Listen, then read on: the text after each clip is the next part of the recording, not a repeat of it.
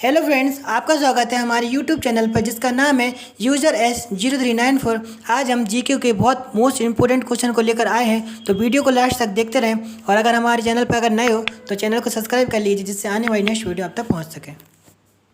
सर्वप्रथम किस विदेशी व्यक्ति को भारत रत्न से सम्मानित किया गया था? ऑप्शन है मदर टेरेसा, खान अब्दुल गफ्फार खां, नेल्सन मंडेला, मुजीबुर रहमान। इसका सही आंसर हो जाएगा ऑप्शन बी, खान अब्दुल गफ्फार खां। सर्वप्रथम वर्ष 1987 में खान अब्दुल गफ्फार खां को भारत रत्न से सम्मानित किया गया था। खान अब्दुल गफ्फार खां सीमा प्रांत और बलूचिस्तान के नेता थे जिन्होंने भारत के स्वतंत्रता संग्राम में भाग लिया था। उन्होंने 1920 ईस्वी में खुदाई खिदमतगार नाम से एक संगठन की स्थापना भी की थी। नेक्स्ट क्वेश्चन पर आते हैं। सैयद वंश की स्थापना किसने की? ऑप्शन है खिज्र खां, शाहजहां, जहांगीर, हुमायूं। इसका सही आंसर हो जाएगा ऑप्शन ए, खिज्र खां। दिल्ली सल्तनत का चतुर्थ वंश सैयद वंश की स्थापना 1414 ईस्वी में खिज्र खान ने की थी। खिज्र खान ने तुगलक वंश के शासक दौलत लोदी को हराकर दिल्ली सल्तनत पर अपने वंश सैयद वंश की स्थापना की थी। नेक्स्ट क्वेश्चन पर आते हैं। जापान की मुद्रा क्या है? ऑप्शन है येन, डॉलर, युआन, क्यात। इसका सही आंसर हो जाएगा ऑप्शन ए, येन। जापान एक द्वीपीय एशियाई देश है जिसकी राजधानी टोक्यो है। इसकी मुद्रा येन है। इसी तरह डॉलर अमेरिका की, युआन चीन की और क्यात म्यांमार की मुद्रा है। नेक्स्ट क्वेश्चन पर आते हैं। भारत आने वाला पहला यूरोपियन कौन था? ऑप्शन है ब्रिटिश, डच, फ्रांसीसी, पुर्तगाली। इसका सही आंसर हो जाएगा ऑप्शन डी, पुर्तगाली। भारत आने वाला प्रथम यूरोपीय वास्को डी गामा पुर्तगाली था। वह 1498 ईस्वी में भारत के समुद्र तट कालीकट पर आया था। उस समय कालीकट के शासक जमोरिन ने वास्को डी गामा का स्वागत किया था। नेक्स्ट क्वेश्चन पर आते हैं। प्रथम विश्व युद्ध कब प्रारंभ हुआ था? ऑप्शन है वर्ष 1904, वर्ष 1908, वर्ष 1910, वर्ष 1914। इसका सही आंसर हो जाएगा ऑप्शन डी, वर्ष 1914। प्रथम विश्व युद्ध जुलाई 1914 से प्रारंभ हुआ तथा नवंबर 1918 तक चला था। यह युद्ध यूरोप, एशिया एवं अफ्रीका महाद्वीप में लड़ा गया था। इसमें विश्व के दो गुट विभाजित हो गए थे। एक गुट में जर्मनी, ऑस्ट्रिया, हंगरी और उस्मानिया तथा दूसरे ग्रुप में ग्रेट ब्रिटेन, फ्रांस, रूस, इटली और जापान शामिल थे। नेक्स्ट क्वेश्चन पर आते हैं। मथुरा कला शैली का विकास किसके शासनकाल में हुआ था? ऑप्शन है अशोक, कनिष्क, पुष्यमित्र शुंग, हर्षवर्धन। इसका सही आंसर हो जाएगा ऑप्शन बी, कनिष्क। मथुरा कला शैली का विकास कुषाण शासक कनिष्क के समय में हुआ था। इस शैली के तहत बनी मूर्तियों में हिंदू, जैन तथा बौद्ध देवताओं की मूर्तियां भी निर्माण किया गया था। इसमें चित्तीदार लाल पत्थरों का प्रयोग किया गया था। नेक्स्ट क्वेश्चन पर आते हैं। विश्व का सबसे बड़ा महाद्वीप कौन सा है? ऑप्शन है ऑस्ट्रेलिया, एशिया, अफ्रीका, इनमें से कोई नहीं। इसका सही आंसर हो जाएगा ऑप्शन बी, एशिया। एशिया महाद्वीप क्षेत्रफल एवं जनसंख्या दोनों की दृष्टि से विश्व का सबसे बड़ा महाद्वीप है। एशिया महाद्वीप भूमध्य सागर, आर्कटिक महासागर, प्रशांत महासागर एवं हिंद महासागर से घिरा हुआ है। नेक्स्ट क्वेश्चन पर आते हैं। ब्रिटिश भारत का पहला लौह एवं इस्पात संयंत्र कब स्थापित किया गया था? ऑप्शन है 1890, 1910, 1907, 1992। इसका सही आंसर हो जाएगा ऑप्शन सी, 1907। भारत में लौह एवं इस्पात उद्योग की शुरुआत तब हुई जब वर्ष 1907 में जमशेदपुर में प्रसिद्ध Tata iron and steel company का कारखाना स्थापित हुआ था। इसके पश्चात बंगाल और मैसूर में भी लोहे के छोटे कारखाने स्थापित हुए थे। नेक्स्ट क्वेश्चन पर आते हैं। अंतर्राष्ट्रीय वित्त निगम किससे संबंधित संस्था है? ऑप्शन है विश्व बैंक से, अंतर्राष्ट्रीय विकास संघ से, अंतर्राष्ट्रीय मुद्रा कोष से, एशियाई बैंक से। इसका सही आंसर हो जाएगा ऑप्शन ए, विश्व बैंक। अंतर्राष्ट्रीय वित्त निगम एक अंतर्राष्ट्रीय वित्तीय संस्था है जो विकासशील देशों में निजी क्षेत्र के विकास को प्रोत्साहित करने के लिए निवेश सलाहकार और संपत्ति प्रबंध सेवाएं प्रदान करता है। यह विश्व बैंक के अधीन कार्य करता है। उसका मुख्यालय वाशिंगटन डीसी अमेरिका में स्थित है। नेक्स्ट क्वेश्चन पर आते हैं। बौद्ध भिक्षु किस ऋतु में उपदेश देना बंद कर देते थे? इसका ऑप्शन है ग्रीष्म ऋतु, शीत ऋतु, वर्षा ऋतु, शिशिर ऋतु। इसका सही आंसर हो जाएगा ऑप्शन सी वर्षा ऋतु। बौद्ध भिक्षु वर्षा ऋतु में उपदेश नहीं देते थे। वे एक स्थान गुफाओं पर एकत्रित होकर पूरे वर्ष गलती से किए गए अपराधों के लिए क्षमा याचना करते थे। यह क्रिया पबरन कहलाती थी। नेक्स्ट क्वेश्चन पर आते हैं।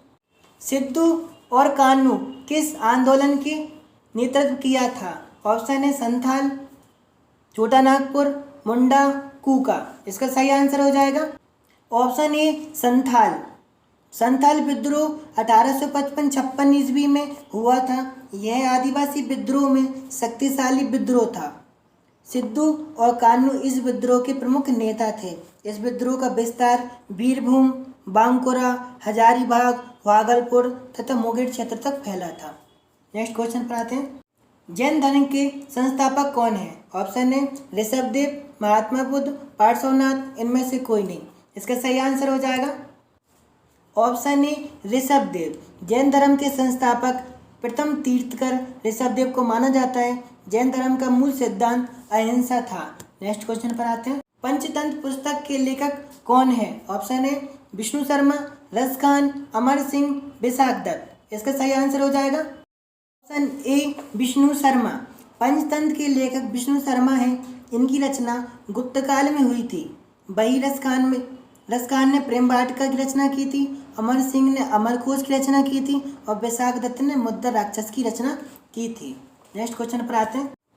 निम्न में से किसको भूरा कोयला कहा जाता है? ऑप्शन है एंथ्रेसाइट, बिटुमिनस, कोक, लिग्नाइट। इसका सही आंसर हो जाएगा ऑप्शन डी लिग्नाइट। कोयले को कार्बन की प्रतिशतता के आधार पर 4 भागों में बांटा गया है। पहला है पीट कोयला, जिसमें 40% कार्बन होता है। दूसरा है लिग्नाइट कोयला, इसमें 40 से 55% कार्बन होता है। तीसरा है बिटुमिनस कोयला, 55 से 80% कार्बन होता है इसमें। और एंथ्रेसाइट कोयला, इसमें 80 से 95% कार्बन होता है। एक बात और याद रखनी है, लिग्नाइट कोयला को हम भूरा कोयला भी कहते हैं। नेक्स्ट क्वेश्चन पर आते हैं। युग्मन और प्रतिकर्षण किसकी 2 अवस्थाएं हैं? ऑप्शन है विनिमय, संलग्नता, व्यत्यास का उत्परिवर्तन। इसका सही आंसर हो जाएगा ऑप्शन डी उत्परिवर्तन। युग्मन एवं प्रतिकर्षण उत्परिवर्तन की 2 अवस्थाएं होती हैं। किसी भी जीव के जीन एवं क्रोमोसोम में परिवर्तन के फलस्वरूप उनकी बनावट में जो परिवर्तन आता है उसे उत्परिवर्तन की संज्ञा दी जाती है। नेक्स्ट क्वेश्चन पर आते हैं। भारत की प्रथम महिला नोबेल पुरस्कार विजेता कौन है? ऑप्शन है Mother Teresa, Rita Faria, Annie Besant, Kiran Bedi. इसका सही आंसर हो जाएगा ऑप्शन ए मदर टेरेसा। भारत की पहली नोबेल पुरस्कार विजेता मदर टेरेसा थी। इनको वर्ष 1979 में शांति के लिए नोबेल पुरस्कार नवाजा गया था। वर्ष 1910 में मैसेडोनिया में पैदा हुई मदर टेरेसा वर्ष 1948 से 1997 तक भारत की नागरिक रही थी। नेक्स्ट क्वेश्चन पर आते हैं। विश्व का सबसे ऊंचा पठार कौन सा है? ऑप्शन है पामीर का पठार, तिब्बत का पठार, यूनान का पठार, ब्राज़ील का पठार। इसका सही आंसर हो जाएगा ऑप्शन ए पामीर का पठार। पामीर का पठार विश्व का सबसे ऊंचा पठार है। इसको दुनिया की छत भी कहा जाता है। यह पठार एक गांठ के रूप में है जहां विभिन्न दिशाओं में स्थित पर्वत श्रेणियां मिलती हैं। पठार की औसत ऊंचाई 20,000 फुट है और घाटियां 12,000 से 14,000 फुट ऊंची हैं। इसका अधिकांश भाग पर्वतीय एवं शेष भाग घास का मैदान है। नेक्स्ट क्वेश्चन पर आते हैं। सौरमंडल का सबसे चमकीला ग्रह कौन सा है? ऑप्शन है बुध, शुक्र, शनि, यम। इसका सही आंसर हो जाएगा ऑप्शन बी शुक्र। सौरमंडल का सबसे चमकीला ग्रह शुक्र है। यह पृथ्वी से सबसे निकटतम दूरी पर तथा सबसे गर्म ग्रह है। इसे सांझ एवं भोर का तारा भी कहते हैं। नेक्स्ट क्वेश्चन पर आते हैं। मादा एनाफिलीज मच्छर के काटने से मलेरिया होता है। इसकी खोज किसने की? ऑप्शन है Robert Koch, Edward Jenner, Louis Pasteur, Ronald Ross. इसका सही आंसर हो जाएगा ऑप्शन डी रोनाल्ड रोज। मादा एनाफिलीज मच्छर के काटने से मलेरिया होता है। इसकी खोज सर्वप्रथम रोनाल्ड रूस ने की थी। इन्होंने बताया कि प्लाज्मोडियम की लैंगिक अवस्थाएं मादा एनाफिलीज में पाई जाती हैं, जो मादा एनाफिलीज के काटने से मानव रक्त में पहुंचती हैं तथा मलेरिया पैदा करती हैं। नेक्स्ट क्वेश्चन पर आते हैं। रासायनिक एंजाइम क्या है?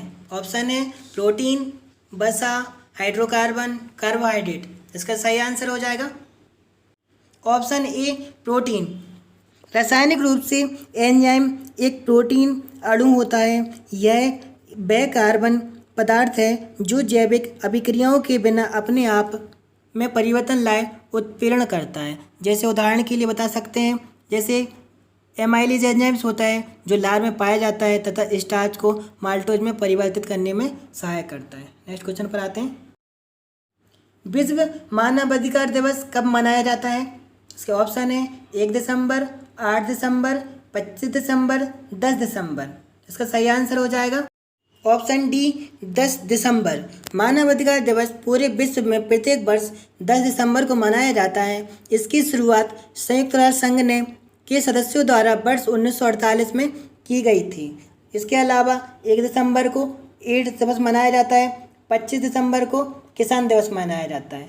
नेक्स्ट क्वेश्चन पर आते हैं।